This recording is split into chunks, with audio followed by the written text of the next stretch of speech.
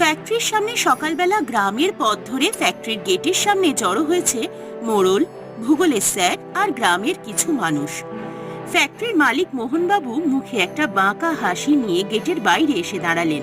তার চেহারায় একটা দাম্ভিক ভাব। মোড়ল এগিয়ে গিয়ে গম্ভীর গলায় বললেন, মোহনবাবু, আপনার ফ্যাক্টরির জন্য আমাদের গ্রাম ধ্বংস হয়ে যাচ্ছে। নদীর জল নোংরা হয়ে গেছে। আপনি গাছ কেটে ফ্যাক্টরি বানাচ্ছেন, ফলে বৃষ্টিও হচ্ছে না। নদীর জল আর বৃষ্টি না থাকায় ফসল নষ্ট হচ্ছে।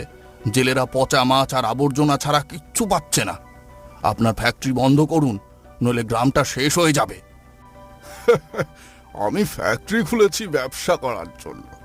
গ্রামের কথা ভাবলে আমার চলে? আপনারা যান এখান থেকে। এই ফ্যাক্টরি বন্ধ হবে না। নদীর জল নষ্ট হচ্ছে, তাতে আমার কি? আপনারা পুকুর খুঁড়ুন, কুয়ো বানান, টাকা লাগলে বলুন, আমি দেবো। মোহনবাবু,